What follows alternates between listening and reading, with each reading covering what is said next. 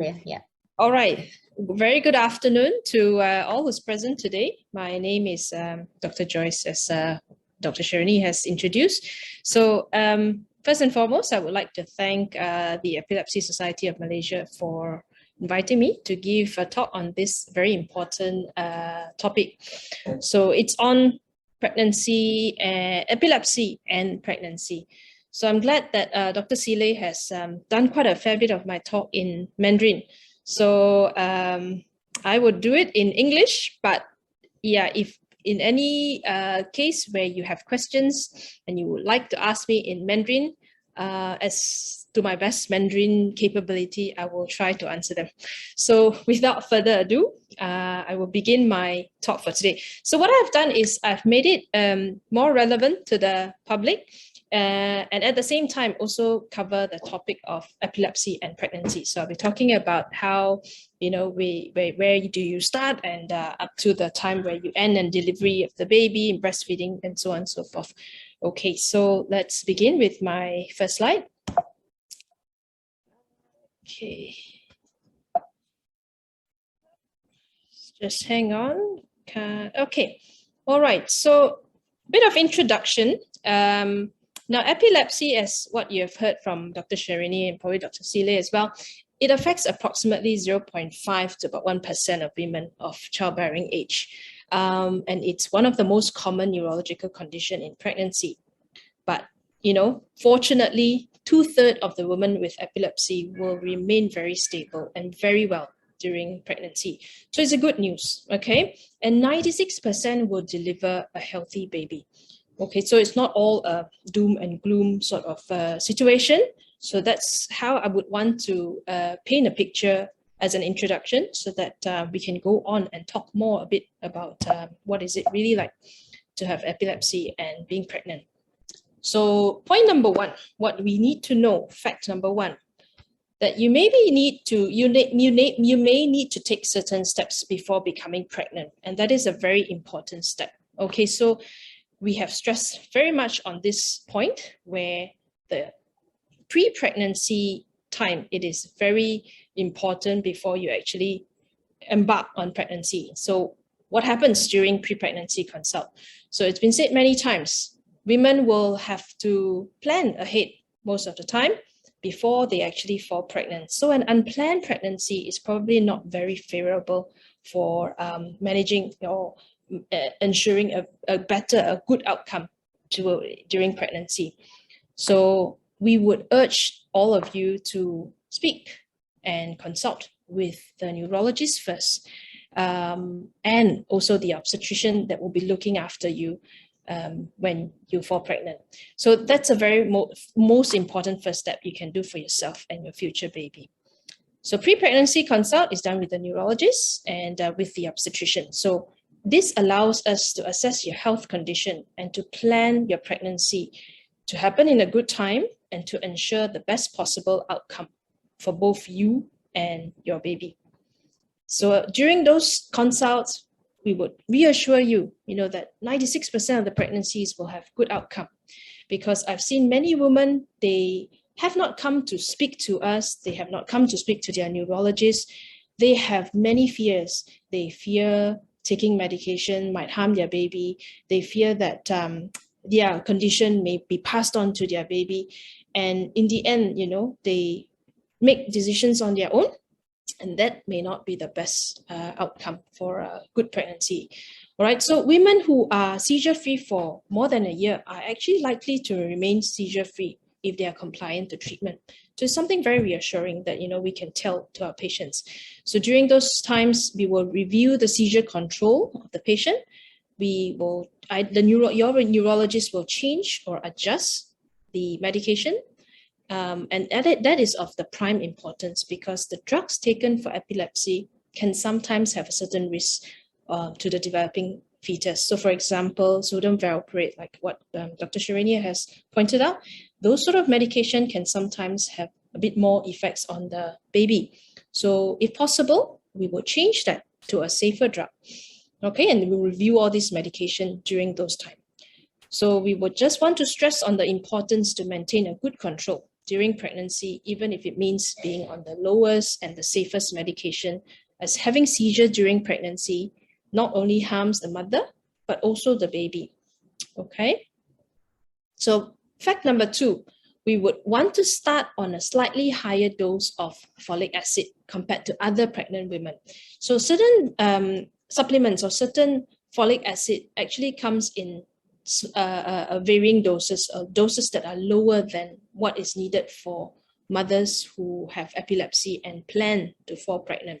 So we need to take at least 5 milligrams of folic acid per day, right? So certain ones will, if it's a normal pregnant woman, all we need is actually 0.4 milligram. But for mothers with epilepsy who's on anti-epileptic drugs, it is 5 milligrams. So this is something that we need to also let you know, pre-pregnancy, a good thing for you to start on the folic acid for at least 3 months before conception. So 3 months before you actually plan to fall pregnant. So what is folic acid for? It's a vitamin that is used to prevent neural tube defect and abnormalities in the brain and spinal cord.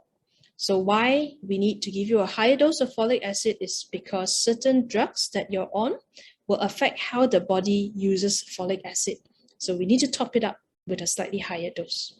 Okay, so moving on. Fact number 3, is there a risk of passing epilepsy to your child? There may be, but it is something that is extremely low. So it's something that we want to reassure you as well. Okay, so although there is a genetic component with epilepsy, but the risk, like I said, is actually quite rare. So in the general population, there is a 1% risk of having a child with epilepsy. With a mother that has epilepsy, there will be a 5% risk of having a child with epilepsy. So slightly higher. So say general population means you don't have epilepsy, you fall pregnant, there may be a 1% risk. But if you're a mother with epilepsy, the risk goes up to about 5%. Okay, so it's low. So if there is a family history of, epilepsy being hereditary, you see a pattern, the mother passing on to the daughter and then so on and so forth, these might suggest that there might be a bit more of a genetic component into it. So we might want to talk to or get a genetic counselor involved before we actually fall pregnant. Okay, fact number 4. The frequency of your seizure can change with pregnancy. Now, this is very true because many things happen during pregnancy. But like I said, most pregnancy will be seizure-free. Up to 64% with prior good control will remain seizure-free, means they don't get seizures during pregnancy. Some of pregnancy, up to 17% will have an increase in seizure frequency. That means they get more seizures compared to others. But some actually have a decreased frequency. Up to 16% do actually have a decreased frequency compared to before they got pregnant. So for those with increased frequency, it's usually very multifactorial. So many things will cause the increase in frequency. So one of the common reason is poor compliance to medication.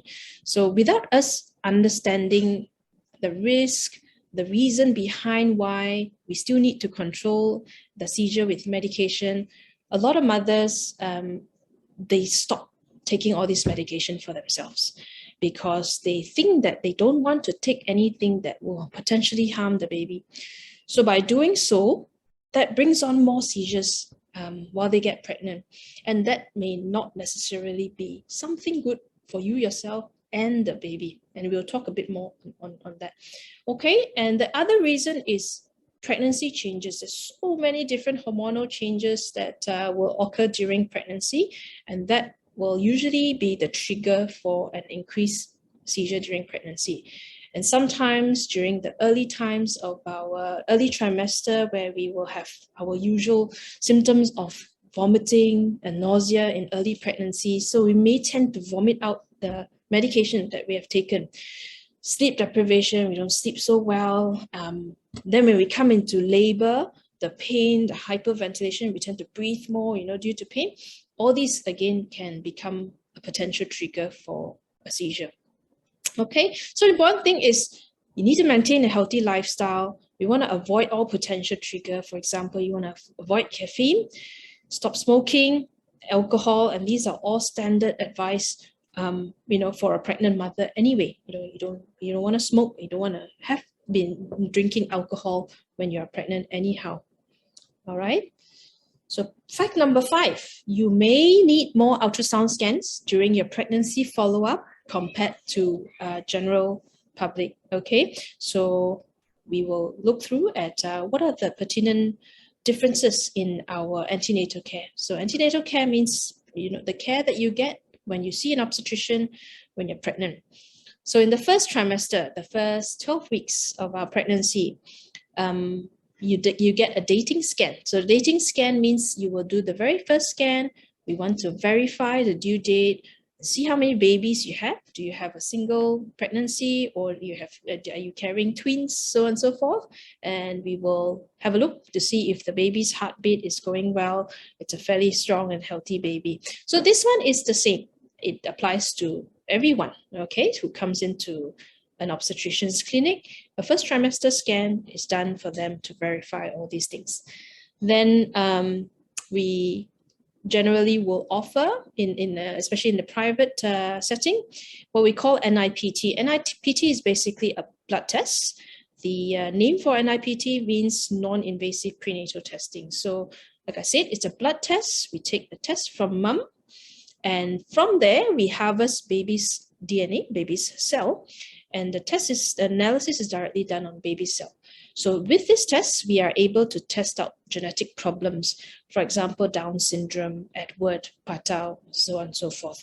Obviously, we can't test out genetic problems that are associated with epilepsy. There's no way to do that. So this is again applicable for every pregnant woman. Okay, it's something that we can offer. So then when it comes to second trimester, from 13 weeks up to 28 weeks onwards, we generally also offer a detailed structural scan for mothers with epilepsy, more so those that are taking antiepileptic drugs. Remember when we talked about all these drugs that can have potential effects on the baby by causing cleft lip, cleft palate, neurotube defects. So at this point, we want to pick things up like that. We want to see whether the baby is structurally normal. All right, so third trimester onwards, for mom with epilepsy and mom who are taking antiepileptic drugs, we sometimes actually notice that the baby tends to be a bit smaller. So it is the different thing here is that we will offer serial growth scan. So that means perhaps every 2 or 3 weeks, you come into the obstetrics clinic, and we will be scanning your baby, monitoring their growth, plotting it into a graph, and making sure that baby is growing well. Okay, so that's just a bit of a tiny difference in terms of managing women with epilepsy as opposed to the norm. Fact number 6, you may have seizures during pregnancy and still deliver a healthy baby. So this is very important for mothers to know. It is not that, oh, I've got epilepsy, I cannot deliver vaginally. In fact, most of the women that has epilepsy that I've been looking after before this in the past and even current, we offer them vaginal delivery, and most of them manage to do so successfully without much trouble. Okay, so what we need to do is some seizures can actually induce premature labor, and they can also cause miscarriage, but most women will safely deliver a healthy baby, even if they have seizures during pregnancy. Okay, however, having said so, seizures during pregnancy can still be dangerous because you tend to lose consciousness, you will fall, and if you fall and hit your stomach, it will cause trauma to the baby. Okay, and there are falls that is so bad to the extent where you cause bleeding, you cause an early separation of the placenta when you're still carrying the baby in the tummy. So these are not something that we want to see, right? So in a very, very small minority, less than 2%, sometimes mom can have a risk of uncontrollable seizure, means they will have seizures and it lasts for a long time and it doesn't stop. And these are for some form of more severe form of seizure. And that can pose dangerous risks to both mother and baby because the oxygen level will plummet. It will drop during those, the long and protracted seizure. So again, this is something very rare. Okay. So fact number 7, antiepileptic drugs and risks of major congenital malformation. I mean, we have always touched about this, but again, we don't want to focus too much on this point because like what Dr. Sharani said, Dr. Sile said, it's low. The risk is low. The benefit would probably outweigh the risk. But these are little things that you might want to understand, okay? Anti-epileptic drugs, most of them actually cross the placenta. So when they cross the placenta, a tiny amount can reach the baby. So it depends on the type of drug you take, depends on the dose. So cleft palate, cleft lip, heart problems, defect on the brain, spinal cord, and sometimes the bladder and kidney can happen. So the incidence of getting a baby with malformation in general population, you need to know, means you're not on anti-epileptic drug. Sometimes, when we fall pregnant, we still can get babies with some malformation. And that ranges from 1 to 3%. But for those mothers who are taking anti-epileptic drugs, it can be up to 10% if you're on valproate. That's why we always say, let's try and avoid valproate. But the reassuring part is most of the other drugs, they range from about 1 to 5%. So just slightly higher from the background, incidence of malformation. Okay. So we want to aim to manage seizure using the safest medication type and the lowest dose. We want to aim to use only one type of drug if possible. And we want to avoid changing medication also if possible, and avoid sodium valproate if other drugs are more applicable. Okay, so this is a very heavy slide. It is, just to really highlight that all the drugs that are used for managing epilepsy, the risk of congenital malformation, it's actually low. You see the percentage, it's 1 to 2%, 1 to 3%, 2%, 1 to 2%. And only when you come to sodium valproate, it's 6 to 10%. So it is something that we want to reassure all our pregnant mothers out there. And majority of them are safe for breastfeeding. Only the rare little few ones we want to generally avoid. Okay. So fact number 8, taking vitamin K supplements. These may not affect everyone, but if there are certain group of patients that we think that there is a suspicion of bleeding disorder in the baby, we may need to supplement mom with a bit more vitamin K during the last few months of pregnancy. This is not routinely done for all pregnant women, but only a selected few who are on anti-epileptic drugs, we may need to do so. Okay, now point number 9, vaginal delivery is possible. So we want to talk a little bit more about delivery, because that's what I do. And this is the gist of the talk. Okay, so like I said, it doesn't mean that when you have epilepsy, you cannot do a vaginal delivery. Okay, risk of having a seizure during delivery is extremely low. It's 3.5. Why? Remember we talked about how, being in pain, the hyperventilation can sometimes trigger seizure. So that's the risk, 3.5. But if we can manage things well, we manage the pain well, we keep the patients well hydrated, we want to avoid stress and sleep deprivation, most of the time it goes on very well. Okay, so in certain cases where the seizures become very uncontrollable during delivery, then a recourse to cesarean section would be the safest option. So these are all very small minority. So what happens when you come into the labor room? So typically for all pregnant mother, we will do the same. We'll do a heart rate monitoring of the baby. So we will put on 2 detectors on the tummy. One will detect the heart rate and one will pick up contractions. So then it comes out as a heart rate tracing from this, what we call a CTG machine. So every mother actually gets that. So then after that, we want to talk about pain relief. What are your pain relief that you can use? if you have epilepsy and you have presented yourself in the labor room. So before we go into the medication part of pain relief, there's so many other self-help tips that you can employ in the labor room.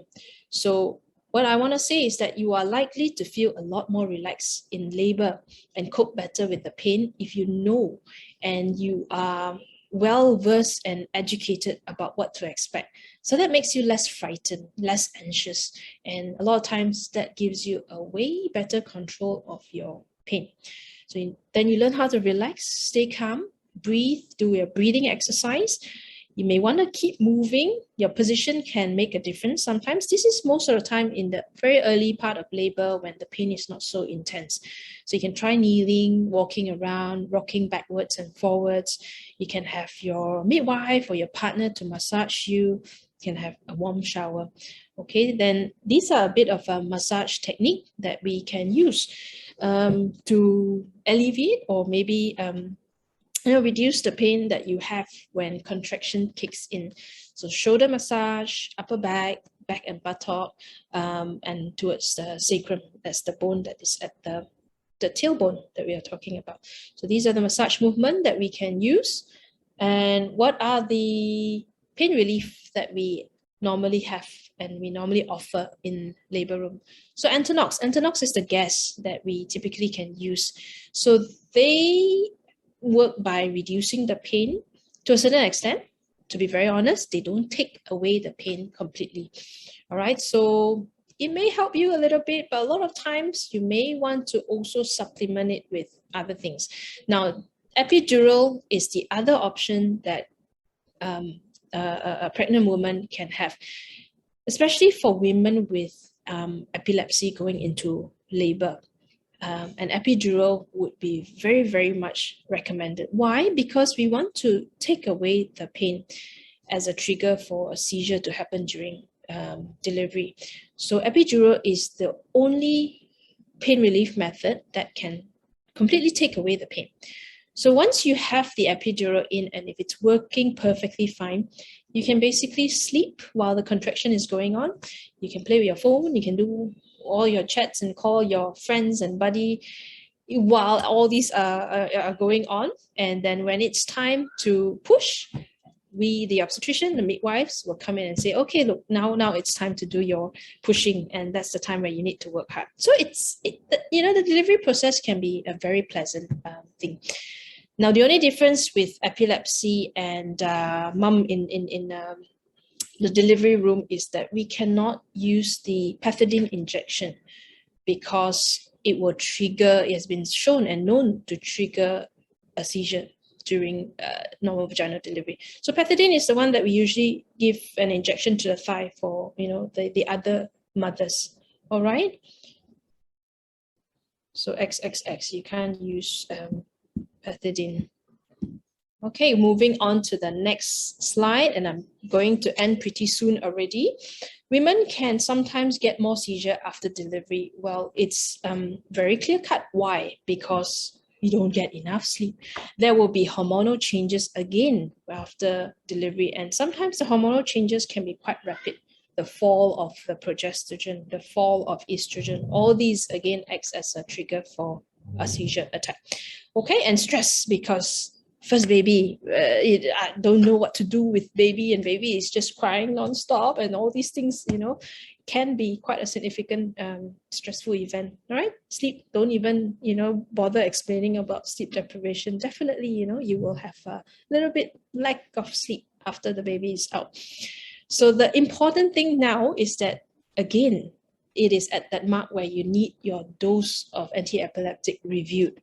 Because during pregnancy, like what Dr. Sharani said, you may need a higher dose during your third trimester, but after delivery, we may need to bring down the dose again, because if not, then you will be having too high of a dose and you will face toxicity and so on and so forth.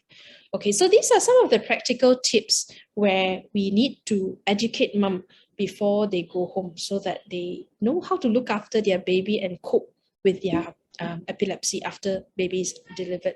So we want to avoid co-bedding. So it's always good not to sleep together with the baby.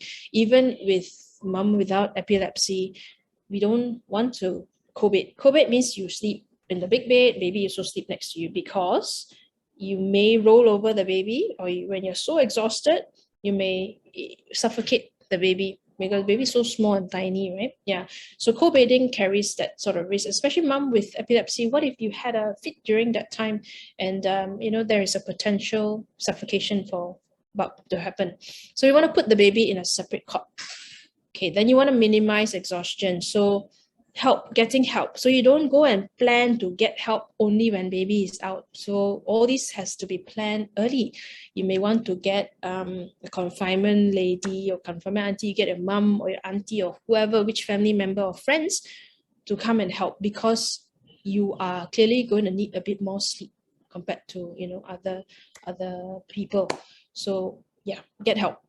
Like I said, you want to place the baby in the cot. So sometimes, people with epilepsy, they kind of feel that aura, they know when is the seizure coming. So when things like that happen, quickly put your baby in the cot or a playpen if you feel unwell.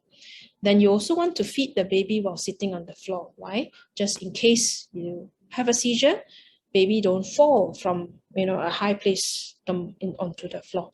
So that is something very useful. We need to teach mom. And same applies to changing or bathing the baby. So you want to do it really low. Okay, bathing the baby especially, you don't want to do it alone, because you may potentially leave the baby in the water and drowning can happen. Okay, so a bit of a picture. Change your baby. There you go. Nappy change on the floor. Bathing, you may want to go and buy something very shallow, just like this tub, that there is no potential drowning, and putting the baby in the cot, like just I've mentioned. Point number 12, also my last point, and probably is one of the very most important point that we want to reassure mom to. You can breastfeed. Nobody says that, if you're on antiepileptic drugs, you cannot breastfeed. Of course, there will be certain drugs that you may have to exercise a bit of caution. Okay, generally, if the baby is a term baby, after 37 weeks, baby is born, it's not premature baby, and you're on the safer anti-epileptic drugs, by all means, breastfeed. Okay, no fear. Okay, if there are certain types of anti-epileptic drugs that can cause sedation to baby, we definitely will warn mom. We work together with the neurologist as well as the pediatrician to teach mom also how to monitor baby. Sometimes they can get a bit drowsy, they can get a bit sleepy. So all this we will teach you. Well, those on sodium valproate, we may want to avoid breastfeeding, okay, because the drugs can actually get into the breast milk. So take home point, breastfeeding is generally safe. Okay, so that ends my talk, and we will open the floor to questions and answers.